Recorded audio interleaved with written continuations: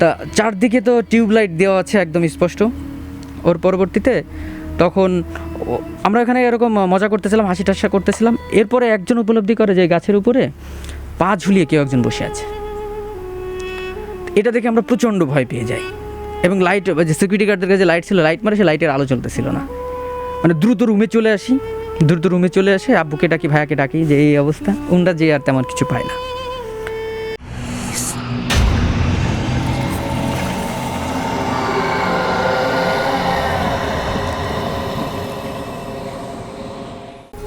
শুরুটা হচ্ছে কি, প্রথম আমি যখন এটা খুব কাছ থেকে দেখলাম যে আমার একটা হচ্ছে খালাম্মা আছে, তা আমরা ওনাকে মা বলে ডাকি। আর খালাম্মার যে ছেলে মেয়ে যেটা, তেনারা বাইরে থাকে। বাইরে থাকার কারণে আমার বড় ভাইকে উনি ওনার কাছে রাখে।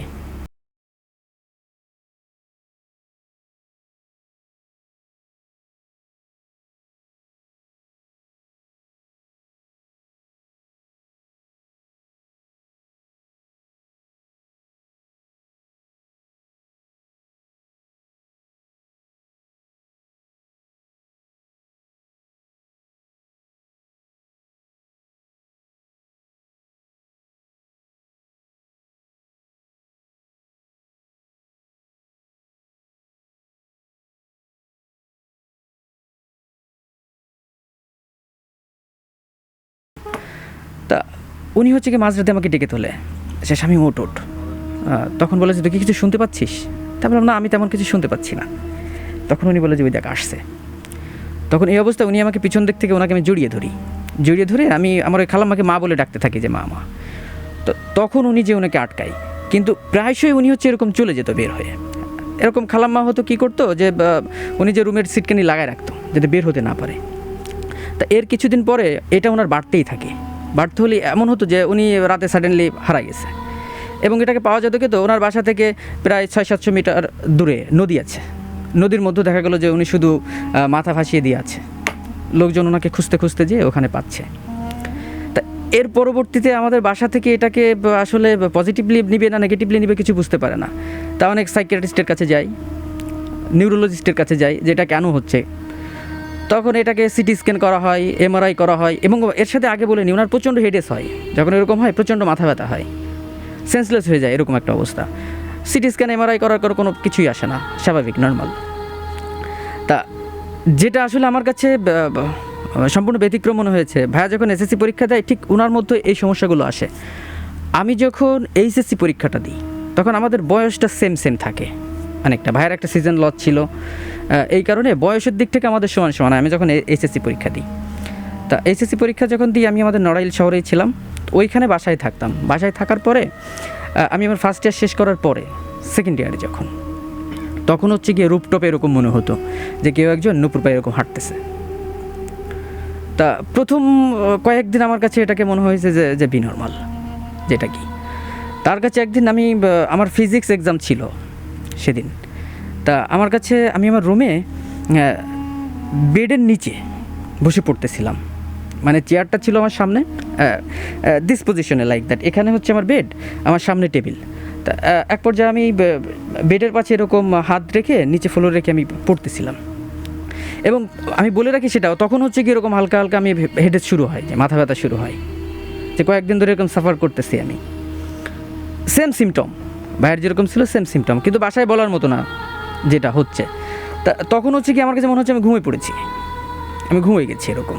তো ঘুমিয়ে গেলে আমার কাছে মনে হচ্ছিলো যে না, আমি স্বপ্ন দেখতেছি কি আমার রুমে এরকম যে ভেজা চুলগুলো একদম ওয়েট ছিল, যে একজন ঢুকতেছে, একজন ফিমেল পার্সন, এবং তার ইয়েলো ড্রেস পরা ছিল এরকম কিছু একটা।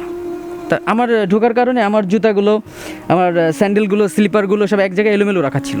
তো প্রথমেই দেখা হলো যে সে সুরাকের উপরে ভেতরে ঢুকাচ্ছে, যে আমার একটা সুরাকটা আমার নিজের রুমের পাশে ছিল, দরজার পাশে, সেখানে রাখা ছিল। উনি সেগুলোকে সুন্দরভাবে অ্যাসেম্বল করে আমার কাছে আসলো। কাছে আমার প্রচণ্ড মাথা ব্যথা হচ্ছে, আমি উপলব্ধি করতেছি, ঘুমের মধ্যে উপলব্ধি করতে পারতেছি যে না, আমার প্রচণ্ড মাথা ব্যথা হচ্ছে। তা তখন তিনি আমাকে ধরে ওয়াশরুমে নিয়ে গেল। ওয়াশরুমে নিয়ে যাওয়ার পরে আমাকে মাথায় পানি ঢেলে দিল। তারপর আমি বুঝতেছি যে আমার টাওয়েল দিয়ে আমার মাথাটা একদম মুছিয়ে তুলে দিল। এরপরে বিছানায় আমি ঘুমিয়েছি, ঘুম ভেঙে যাওয়ার পরে আমার তো এক্সামের একটা প্রেশার, যেটা আর একটা ভয়ও আছে যে এক্সামে অ্যাটেন্ড করতে, ফিজিক্স এক্সাম। তারপরে ঘুম ভাঙার পরে যেটা দেখে আমি খুব অবাক হই যে আমার চুল কিন্তু ভেজা, এবং আমার যে টাওয়েলটা যেখানে ছিল সেখানে ভেজা অবস্থায় আছে, আর আমি বিছনায় শুয়ে আছি। তা আমার কাছে পুরো জিনিসটাকে মনে হলো হয়তো বা যে না আমি স্বপ্ন দেখেছি, এটা হয়তো বা আমাকে দিয়ে এরকম কিছু একটা হয়েছে। তা এটা শেষ হয়ে গেল। এর পরবর্তীতে একটা রমজান মাস আসে, ওর পরবর্তীতে রমজান মাস থাকার কারণে আমি সেরকম রুম ছাড়াও আমার পাশের রুমগুলোতে আরও কিছু ফ্রেন্ড থাকে। তো সবাই মিলে আমাদের একটা রান্না করে দিত, আমরা ওনাকে আপা বলতাম। তা আপা উনি খুব বেশি এজি ছিল না, হ্যাঁ। তা উনি আমাদের রান্না, তো রমজান মাসে হতো কি সেহরির জন্য উনি আমাদের রান্না করতে আসতো। ওনার সাথে এভাবে হলো যে ওনাকে যদি ডেকে আনা হয় তাহলে উনি এসে রান্না করে দিয়ে যাবেন। তা এক একদিন 2-3 জনের করে ডাকতে যেতে হতো, আমরা প্রায় 4-5 জনের মতো করে ছিলাম। তা আমাদের এক একজন করে ডাকতে যেতে হতো, কোনো দিন 2-3 জন করে। তা ওই দিন কি হচ্ছে কি আমাকেও যেতে হবে, কিন্তু প্রচণ্ড বৃষ্টি হচ্ছিল। বৃষ্টি হওয়ার কারণে আমরা যেতে দেরি করছি। এক পর্যায়ে ফ্রেন্ডরা তো অনেক রসিদ করে হাসি ঠাট্টা তামাশা করতেছি, এক পর্যায়ে আমরা 3 জন যাই। তা যে এটা হচ্ছে কি ওনার বাসাটা আমাদের কলেজের মাঠের পাশে ছিল। তো ওইখানে যাওয়ার পর ওনাকে আমরা বাসায় ঢুকবো এমন সময় উনি দেখি যে বাসা থেকে বের হচ্ছে। তো ওনাকে কী হতো, আমরা যখন যে রান্নাটা হতো ওনাকে একটা খাবার প্রোভাইড করা হতো, এই কারণে ওনার সাথে থালা টালা এগুলো থাকতো, উনি ওইগুলো নিয়ে বের হচ্ছে। তারপর দেখে বললো যে ভাই আপনাদের আসতে তো দেরি হলো কেন? তো ওনাকে বললাম যে বৃষ্টি তো আপা, এই জন্য। তা বললাম যে আসেন। তা উনি আমাদের বললো যে ভাই এদিক দিয়ে না যেয়ে আমরা মাঠের ভিতর দিয়ে যাই, আসেন। তা আমরা আচ্ছা ঠিক আছে। তো এখন মাঠের একটা সাইড উপরে উঁচু ছিল আর একটা সাইড নিচু ছিল। তো নিচু সাইড যেখানে পানি টানি বেঁধে আছে, আমাদের যাদের ট্রাউজার পরা, একজনের লুঙ্গি পরা ছিল, সেটা ওরা উঁচু করে আমরা যাচ্ছিলাম। কিন্তু যেতে যেতে কিছুক্ষণ পরে আমরা উপলব্ধি করলাম যে পানির মধ্যে হাঁটলে তো একটা শব্দ হয়, সে শব্দটা হচ্ছিল না। তা উনি পানির উপর দিয়ে হাঁটতেছে, এরকম একটা হচ্ছিল। পরে প্রথম যে দেখে সেরকম আমাদের চিমটি কাটে আমরা 3 জন জিনিসগুলো দেখতে পাইলে মানে আমরা প্রচণ্ড ভয় পাচ্ছিলাম। কিন্তু 3 জনের হাতকে খুব শক্ত করে ধরে আছে, এবং উনি খুব সাবলীলভাবে আমাদের সাথে নর্মালি কথা বলতেছে। আমরা যখন খুব বাসার কাছাকাছি চলে আসছি, সাডেনলি দেখি যে উনি নেই। না দেখার কারণে আমরা প্রচণ্ড ভয় পেয়ে যাই। পরবর্তীতে ওই অবস্থায় আমরা যখন বাসায় এসে দেখি যে উনি রান্না করতেছে। তা রান্না করে যাবো, আর ভাই আপনারা গেছিলেন কই, এভাবে তাচ্ছিল্য করে কথা বলতেছে, এবং বন্ধুরা বলতেছে যে তোমরা গেছিলা কই। কিন্তু আমাদের মুখ দিয়ে আর কোনো কথা বের হচ্ছিল না যে এমনটা কেন। তা আমরা ওই দিনকে আর কাউকে বলি না। এর পরবর্তীতে কাউকে বলবো কি বলবো না এটাও ভাবতেছিলাম। বলার পরে আসলে আমরা সবাই ভয় পাই, ব্যাপারটা কি। তা এইভাবে আমি আসলে আস্তে আস্তে অসুস্থ হয়ে পড়ছিলাম। অসুস্থ হয়ে পড়ার পর আমার এক্সাম যখন চলে আসে, এক্সামের সময় নড়াইলে হচ্ছে আমার নানুর বাসা ছিল একটা, সেখানে সহ আম্মু বললো যে ঠিক আছে আমি সহ তো একসাথে থাকবো। তাই আমাদের নতুন বাসা নেওয়া হলো, নতুন বাসা নিয়ে আম্মুর সাথে থাকতে শুরু করলাম এক্সামের জন্য। তা আমার প্যারেন্টস সহ আমার বড় ভাই আব্বু ওনারা কক্সবাজারে সেটেল ছিল। তো আমার আব্বু ওখানে আসলো এক্সামের মধ্যে যে আমি অসুস্থ। তা ওরকম সময় আর আম্মুর মামা উনি একজন ব্ল্যাক ম্যাজিশিয়ান ছিল, যতটুকু জেনেছি। ওনার সাথে আমার আগে কখনো ইন্ট্রোডিউস ছিল না। তা আমার আম্মু যখন আমাদের বাড়িতে গেল, দাদা বাড়িতে, আব্বু যেহেতু আসছে যার কারণে, তখন আমার সাথে ছিল হচ্ছে আমার নানু ছিল আর আমার একটা আন্টি ছিল। তা ওই সুযোগে আসলে ওরা ঝাড়ফুঁক তো অনেক বিশ্বাস করে এরকম, কিন্তু আব্বু বা আম্মু এগুলো ট্রাস্ট করতো না এবং বলে যায় যে খবরদার তোমরা এটা করো না। তা আমার কাছে এটা স্পষ্ট মনে আছে যে আমি মাগরিবের নামাজ শেষ করেছি। নামাজ শেষ করার পরে আমাকে বলতেছে, আমার নানু বলতেছে যে তোমাকে চলো ভাইয়ের কাছে নিয়ে যাই, দেখি কী অবস্থা। তা আমি ওনার সম্পর্কে আগে গল্প শুনেছি, আমি খুব কিউরিয়াস হই যে না ঠিক আছে দেখি ওনার সাথে একটু ইন্ট্রোডিউস হই। তা আমার মাগরিবের নামাজ শেষ করেছে যেভাবে ওইভাবেই আমি গিয়েছি। আমার মাথায় টুপি পরা ছিল। তা এখন নানার সাথে দেখার পরে সম্পর্কে নানা হয়। তা আমি তো বললাম যে না দুষ্টুমির সম্পর্ক, আর নানা যেহেতু এরকম দেখি একটু দুষ্টুমি করবো আমি, এভাবে আমার মধ্যে একটা ইচ্ছা ছিল। তা নানা আমার সামনে এরকম চেয়ার পেতে বসেছিল এরকম খুব, এবং উনি খুব স্মার্ট লুকিং ছিল, উনি অমিতাভ বচ্চনের মতো লুক ছিল, এবং উনি নিজেকে খুব ওইভাবে ব্রাইট রাখতো, এবং ওরকম হাইট টাইট হ্যান্ডসাম ছিল এরকম খুবই। এবং ওনার পাশে ছিল বেড, আমি বেডের পাশে এরকম পা ঝুলিয়ে দিয়ে বসি, এবং ওনাকে সবাই খুব ভয় পেত, আশেপাশের সবাই। তা যেহেতু আমাকে এইভাবে কথা বলবে আশেপাশের সবাই কিউরিয়াস হয়ে চারপাশে সবাই এসে এরকম ঘিরে দাঁড়ায়। তখন উনি আমি বলতেছে কী অবস্থা তোমার? তাহলে এই তো নানা ঠিক আছে আলহামদুলিল্লাহ। তো বলছে কী সমস্যা? তা আমি ওনাকে বলতেছি আরে নানা সমস্যা তো কি সেটা তো আপনি বলবেন, আপনার কাছে আসলাম। তখন উনি বলতেছে, ওনাকে আমি খুব মজা করে কথা বলতেছিলাম তখন উনি বলতেছে যে তো কাছে কেউ নেই, দূর থেকে তোমাকে একজন খুব এরকম প্রভাবিত করে। আমি বললাম যে না না, ছেলে না মেয়ে? তো বলতে যে মেয়ে। তা আমি বলতে যে না না, বয়স কেমন? তো উনি বলতে যে তা ধরো 150 বছরের মতো। তা বললাম 150 বছরের মতো, তাই ছোট এরকম? তা বললাম দূরে কেন, কাছে আসতে বলেন, একটু গল্প স্বল্প করা যাবে। এটার কারণে আসলে ওনার খুব লেগে যায়। তখন উনি হচ্ছে কি, আমি পরে যেটা আমার অ্যাসাম্পশন, উনি আমাকে ট্রাস্ট করার জন্য উনি কিছু বলে, উনি একজনকে বলে কেউ একজন আমাকে 1 গ্লাস পানি দাও। তখন ওনাকে 1 গ্লাস পানি আমাকে দিতে বলে আমার হাতে ধরে, তারপর আমাকে বললো যে তুমি চা খাওয়ার মতো পানি খাবে। আমি এখনও ভাবতে পারছি না, মানে ভাবলে গা শিউরে উঠছে। তখন উনি বললো যে চা খাওয়ার মতো খাবে, আমি তোমাকে যখন ডিরেকশন দেবো ঠিক সেরকম করবে। তা উনি আমাকে বললো যে দেখো তো পানির স্বাদ ঠিকঠাক আছে কি না। তা বললাম যে হ্যাঁ না না ঠিক আছে। তখন উনি কমেন্ট করতেছে যে পানি এখন তুমি টক হয়ে যাও। তো এখন আমার কাছে বললো যে আমি বলতেছি হাউ ফানি, এরকম একটা ব্যাপার কেমন সম্ভব? কিন্তু যখন আমি এটা মুখে দিলাম তখন এত পরিমাণে টক হলো যে আমি দাঁতের সাথে দাঁত লাগাইতে পারছি না। তা বললাম ঠিক আছে, হ্যাঁ মাথা নাড়াচ্ছি, হ্যাঁ না না ঠিক আছে। এর পরবর্তীতে উনি বললো যে পানি এবার তুমি কষ্ট টাইপের একটা টেস্ট উনি কমান্ড করতেছে, এরকম হয়ে যাচ্ছে, এরভাবে আমাকে কমান্ড করতেছে। তো বলতে তুমি চা খাওয়ার মতো খাবে। তখন আমি বলতেছি যে কখন মিষ্টির কথা বলবে, যখন মিষ্টির কথা বলবে আমি সবটুকু খেয়ে নিব, এরকম একটা দুষ্টুমি আমাকে বলতেছে। তো এক পর্যন্ত উনি বলতেছে হ্যাঁ পানি এবার মিষ্টি হয়ে যাও। তা আমাকে বলে যে হ্যাঁ মিষ্টি হয়েছে। তখন আমি একটু মিথ্যাই বলি যে না আরও মিষ্টি চাই, এই সেন্সে আমি বললাম যে না পানি মিষ্টি হয়নি। এর পরবর্তীতে উনি বলে যে পানি এবার আঙুর ফলের রসের মতো মিষ্টি হয়ে যাও। তখন আমার কাছে মনে হচ্ছে যে ভাই আসলে পানিটা একদম অনেক গাঢ় হয়ে গেছে, ঘন হয়ে গেছে। তখন আমি যতটুকু পারি একবারে খেয়ে নিই। তখন উনি আরও রেগে যায়, রেগে যাওয়ার বলে পানিটুকু ফেলে দিয়ে আবার দেয়। এর কিছু পর্যায়ে উনি আমাকে ওনার হাত দিচ্ছে যে স্বামী তুমি দেখো তো আমার সামনে এসে, এবং সবাই দেখতেছে, আশেপাশে সবাই দেখতেছে, তুমি আমার হাতের মধ্যে কিছু দেখতে পাও কি না। তাই আমি অনেকক্ষণ তাকায় থাকার পরে মনে হচ্ছে যে না কিছু একটা আকৃতি। তখন আমি নানাকে বললাম যে না না আসলে এগুলো কিছু না, আমি যদি আকাশের দিকেও একটা না কিছুক্ষণ তাকায় থাকি, যেটা আমি ইমাজিন করি আসলে চলে আসবে, তো এটা কিছু না। এই বলে আমি উঠে চলে আসতে যাই। উনি বললাম যে না তুমি বসো। তখন উনি চেয়ারটা টেনে আমার সামনে আসে, মুখোমুখি হয়ে বসে। মুখোমুখি হয়ে বসে উনি কিছু তন্ত্রমন্ত্র পড়তে থাকে। তো এইভাবে আমিও হচ্ছে কি দুষ্টুমি করে, আমি যে কোরআনের আয়াতগুলো জানি আমার মুখস্থ আছে, খুব অল্প হলেও সেগুলো কন্টিনিউসলিভাবে র্যান্ডমলি পড়তে থাকি। তা আমি এভাবে 3 থেকে 4 মিনিট লিড করতে পেরেছি। এক পর্যায়ে মনে হচ্ছে যে না আমাকে এখন ফেলে দিচ্ছে, এবং আমি বেডটাকে ধরে ফেলি। উনি আমাকে কমান্ড করে না তুমি এটা বেড ধরার দরকার নেই, বেড ছেড়ে দাও। এক পর্যায়ে আমি যখন একদম পড়ে যাব, মানে আমি সেন্সলেস হয়ে যাচ্ছি, এমন সময় উনি বলে যে না হচ্ছে না। তারপর এর পরবর্তীতে আমি সেখান থেকে চলে আসি। কিন্তু এর পরবর্তীতে আমি অনেক দিন পর্যন্ত উনি আমাকে বিরক্ত করতো। যখন আমি রাত জেগে পড়তাম আমাকে জানালার কাছে এসে নানান রকম নয়েজ করতো। এবং তারই কিছুদিন পরে মানে আমি আসলে বিশ্বাস করতে বাধ্য হয়েছি যে ওনার কাছে একজন আসে আমাদের নড়াইলের বাইরে থেকে, যে তিনি বাইরে থাকে, বাইরে থাকার কারণে দেশে যখন আসে কিছু ভারী জুয়েলারি নিয়ে আসে, বাসায় আসার পরে সেগুলো লস্ট হয়, এবং ওনার কাছে এসে বলে যে এগুলো তো ফিরে পাওয়ার কোনো উপায় আছে না। তখন উনি ওনার সাথে একটা বড় অ্যামাউন্টের একটা এগ্রিমেন্টে আসে, যেটাকে আমি রিটার্ন করে দিব। তখন সেখানে আমি ছিলাম ওনার সাথে যখন এগ্রিমেন্ট হচ্ছে।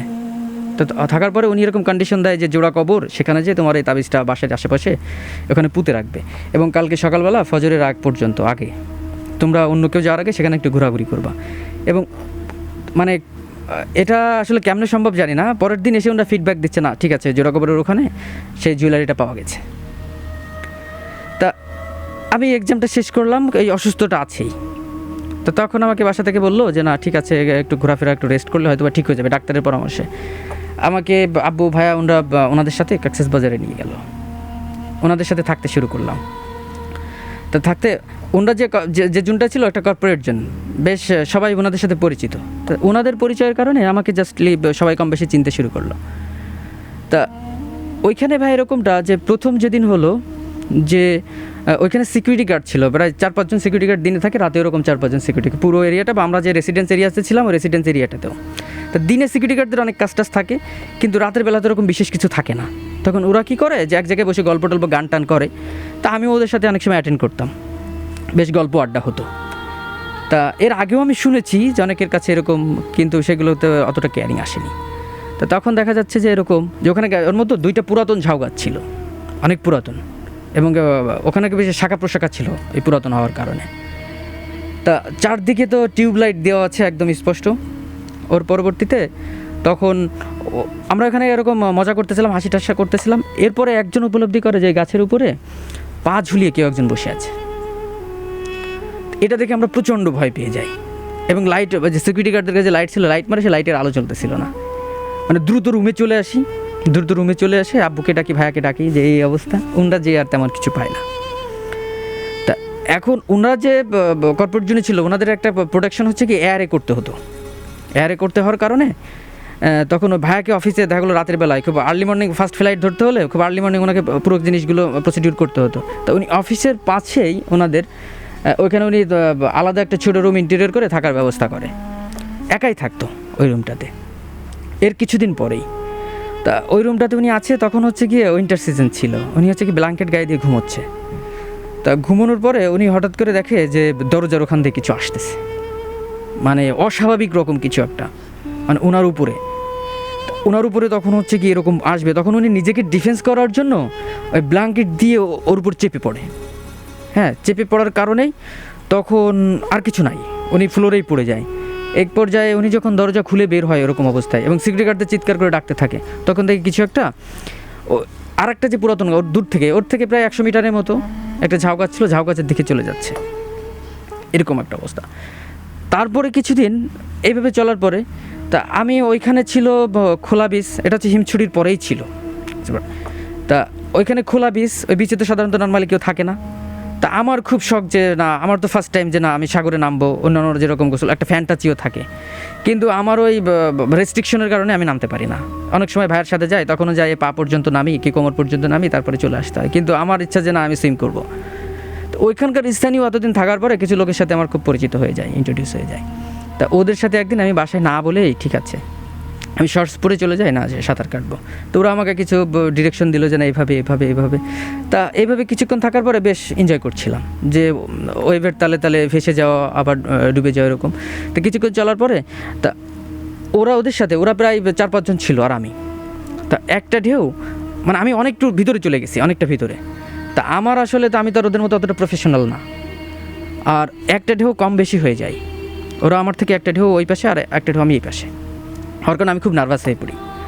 এবং নার্ভাস হয়ে কারণে যে ভাঙা ঢেউগুলো আমার উপরে পড়ে আমি আসলে নিজেকে এলোমেলো করে ফেলি, বা পানি খেয়ে ফেলি প্রচণ্ড। যখন পানি খেয়ে ফেলি প্রচণ্ড নার্ভাস হয়ে ফেলি, এবং তখন আমার এরকম যে না, যে আমি ডান, যে আমি আসলে শেষ, এরকম একটা অবস্থা। এরকম একটা অবস্থা আমি আসলে নিজেকে ধরেই নিছি যে আসলে না ঠিক আছে আমি মরে যাচ্ছি, এরকম একটা অবস্থা যে আমাকে স্থির হতে দিচ্ছে না। ঢেউ একবার এরকম, আর পানি খাচ্ছি প্রচণ্ড, ওই লোনা পানি। তো এর মধ্যে হঠাৎ করে একজন আমাকে ধরেছে। হ্যাঁ, কিন্তু ওই লোকটাকে আমি চিনি, যে ওনাদের যে পাশেই ছিল, পাশের যে একটা ইন্ডাস্ট্রিয়াল জোন ছিল, ওই লোকটা ওইখানেই ভাইয়ের পরিচিত। তা ওই লোকটা আমাকে তুলে নিয়ে আসার পরে আমি তো আসলে তখন প্রচণ্ড নার্ভাস, যে আমি আসলে পানি টানি খেয়ে খুব খারাপ অবস্থা। যখন আমি নিজেকে একটু প্রিপেয়ার তৈরি করলাম, আমি বিচে শুয়ে আছি উপর হয়ে, তখন দেখি যে উনি নেই।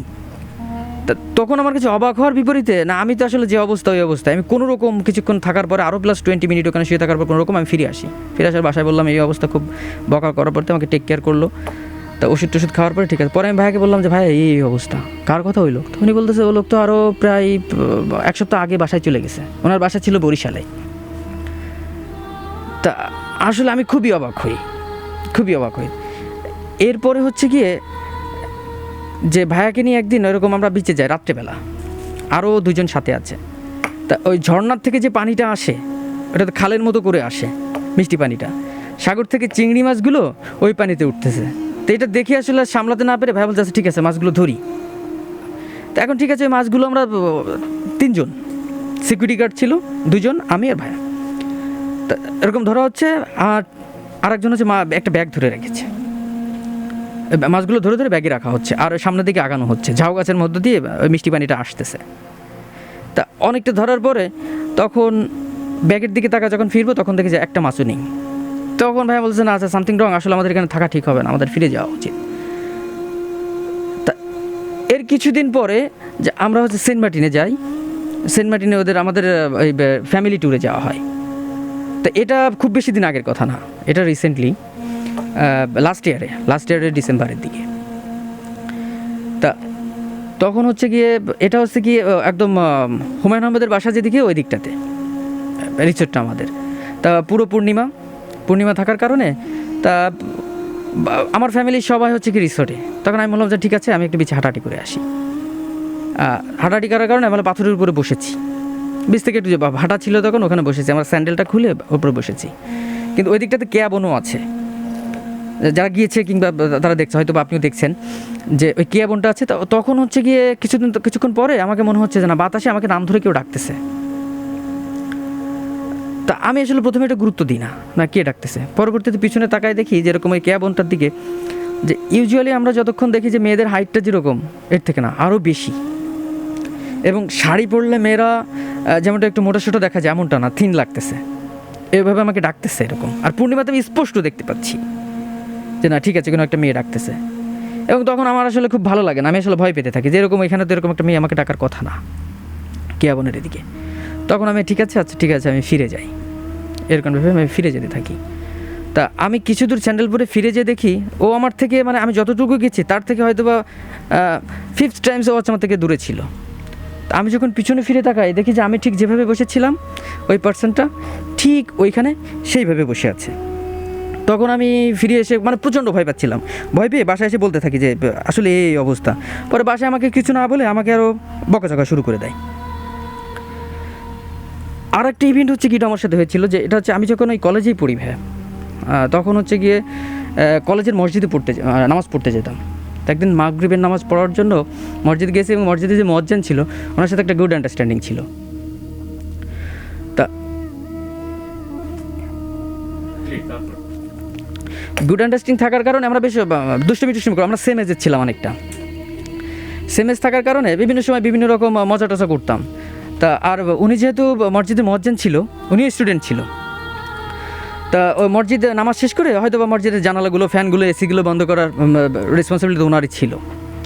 তা এরকম কথা বলতে বলতে দাঁড়াচ্ছে, আমি বের হয়েছি, উনি হচ্ছে গিয়ে মসজিদের দরজাটা লাগাচ্ছে।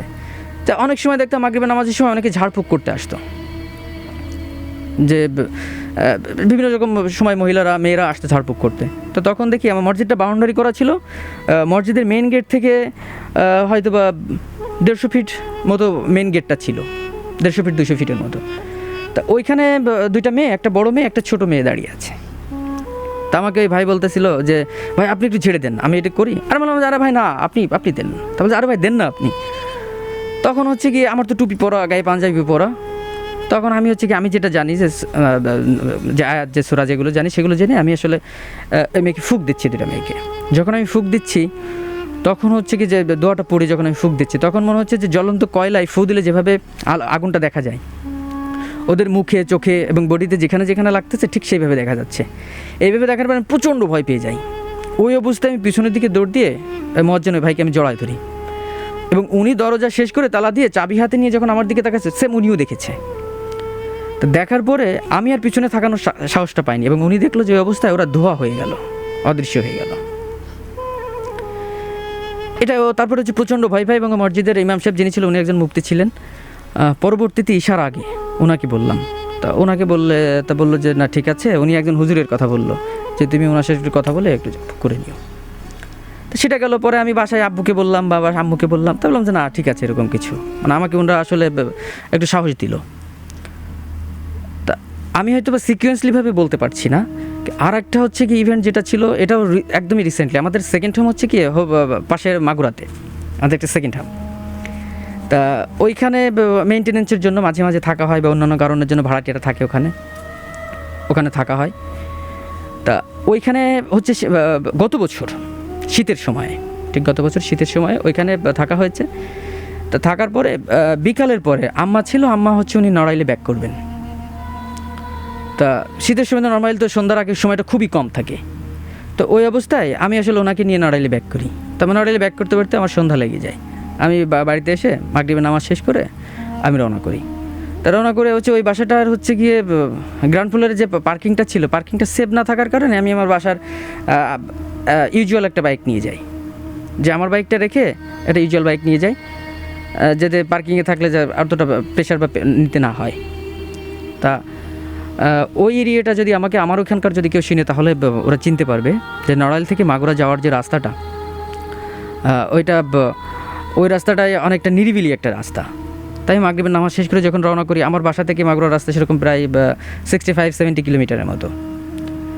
তা আমি নতুন করে ফুয়েল নিয়ে টিয়ে আমি যখন রওনা করছি আমার বাসা থেকে নারাইল থেকে 25-30 কিলোমিটার আমি যখন রাইড করার পরে ওখানে একটা বাগান থাকে একটা না অনেকক্ষণ, আর ফাঁকা বিল থাকে ওখানে, এবং জায়গাটাও একটু হরর টাইপের, এবং এত ফাঁকা যে ওখানে দেখা যায় যে আফটার 10 ইয়ার্স অনেক খুব ডাকাতি হতো এরকম। ওই ভয়টা কাজ করতেছে। তো যাই হোক কিছুক্ষণ পরে অনেক বাগান, একটা না অনেক বাগান, এবং ওখানে অনেক হিন্দু বসতি থাকে। তা থাকার কারণে আমি এরকম যখন রাইড করতেছি তখন আমার হচ্ছে গিয়ে রেডি পিক আপের বাইকগুলো, তো আমি ওরকম কমফোর্ট পাচ্ছি না ইউজুয়াল বাইকটাতে। তখন আমি রাইড করার সময় দেখি যে একটা নড়ভুড়ে একটা বাইকে একজন মুরব্বী লোক রাইড করতেছে, তাই আমি ওনাকে ক্রস করি। আমি তখন হচ্ছে কি আমি ফোনে কথা বলছিলাম, আমার হেলমেটের মধ্যে ফোন ছিল। তা আমি ক্রস করতেছি ওনাকে, ক্রস করে যাওয়ার পরে ফোনটা রেখে দেওয়ার পরে সামনে দেখি যে মুরব্বী আবার ওই লোকটাই আবার ওইভাবে রাইড করে যাচ্ছে। তখন আমার কাছে মনে হয় যে না, আমি ফার্স্ট টাইম ফোনে কথা বলছিলাম, এই কারণে আমার কোনো ভুল হয়েছে। তো যাই হোক ওনাকে যখন আবার ক্রস করার পরে তখন যে রাত খুব বেশি তা না, 8টা এরকম বাজে, 8টা প্লাস 9টার আগে এরকম। আমি যখন বাগানটা শেষ করলাম তখন হচ্ছে দেখি যে শাড়ি পরা একটা মেয়ে হাতে একটা লাগেজ নিয়ে দাঁড়িয়ে আছে। মনে হচ্ছে যে বিয়ের কোণেরা যেভাবে সেজে থাকে ঠিক ওইভাবে সেজে আছে। তা ওটা আমাকে এরকম হাত দিয়ে এরকম দাঁড়ানোর জন্য ইশারা করতেছে, এভাবে দাঁড়ান। তা আমি আসলে ভয় পেয়ে যাই ওটাকে দেখে, যে এখানে তো এইভাবে থাকার কথা না। এবং আমি আসলে যতদূর সম্ভব ততদূরভাবে আমি রাইড করতেছি, ততটা স্পিডে। কিছু দূর যাওয়ার পর দেখি যে মুরব্বিটা আবার ঠিক ওইভাবে রাইড করতেছে। আমি আবারও ওনাকে ক্রস করার পরে ওইখানে একটা ইটের ভাটা আছে, ইটের ভাটার আগে ওই মেয়েটাকে ঠিক আবার আমাকে এইভাবে সিগন্যাল দিচ্ছে। মানে মেয়েটা আমার হচ্ছে দৃষ্টি যখন আমি অনেক দূরে পাচ্ছি, অনেক বাঁক না যেরকম রাস্তায়, তখনই হচ্ছে এরকম আমাকে সিগন্যাল দিচ্ছে দূর থেকে। তো তখন আমি পিছনের দিকে যাব না সামনে যাব এটা বললেন, আমি তখন মনে মনে যে আয়াতুল কুরসি দোয়া যেগুলো পারি সেগুলো পড়তে যাচ্ছি। যাওয়ার পরে আমি ওই বাইকে থাকা যে মুরব্বী যেটা, ওনাকে আমি টোটাল 4বার ক্রস করি। 4বার ক্রস করার পরে আমি একটা চায়ের দোকান পাই, এবং ওখানে যে আমি হচ্ছে ব্রেক নেওয়ার পরে ওখানে লোকজনদের আমি খুলে বলি যে ব্যাপারটা এরকম। তো লোকজন যাওয়ার পরে উনি আমার অ্যাড্রেস জানতে চাই যে না আসলে বাবা তোমরা কোথা থেকে আসছো, কোথায় যাবে। এটা জানার পর উনি আমাকে বললো যে না এটা এরকমেরই, তুমি তো আসলে তোমার সাথে না এরকম আরও অনেকের সাথে এরকম হয়ে থাকে, তুমি লাকি দ্যাট যে তোমার আসলে কোনো ক্ষয়ক্ষতি হয়ে থাকেনি। পরে ওনাদের একজনকে সাথে নিয়ে আমি আমার বাসায় ফিরে আসি। মানে এই ঘটনাটা ছিল এরকম এ পর্যন্ত। Jago FM 94.4